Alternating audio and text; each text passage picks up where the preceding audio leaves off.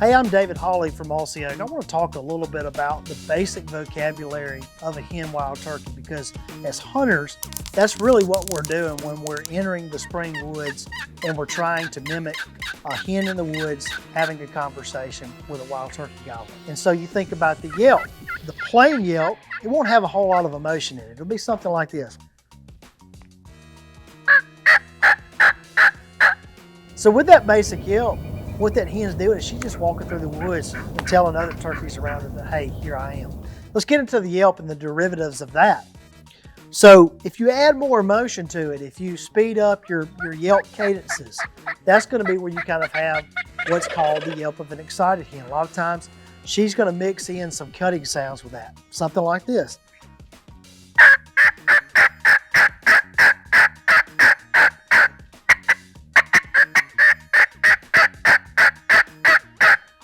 So you can feel that pleading quality, that emotion.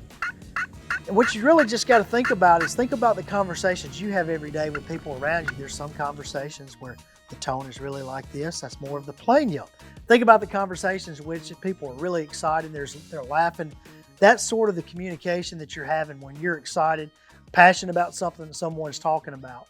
Hens are the exact same way. Now, the cackle is something that you'll hear a lot of times either when turkeys are flying down off their roost or flying up in the evening back to a roost. So it's going to be something like this.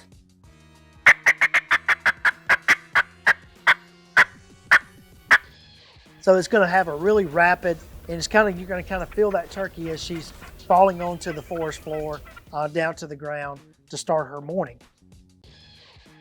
So hey, I'm Toxie Hayes with Mossy Oak, and we're going to talk about basic turkey sounds. Say the yelp, the cut, the cackle. They're all interspersed. Turkeys certainly don't think about it in those terms. They just do what they do.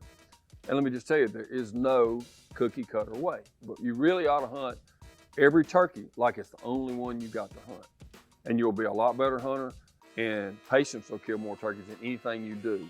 So let's just say, we've heard a turkey and we've moved in there. Obviously, turkeys are still on the roost. But the first thing I do, and it's really worked well for me, is I have a box, a slate, and my mouth call.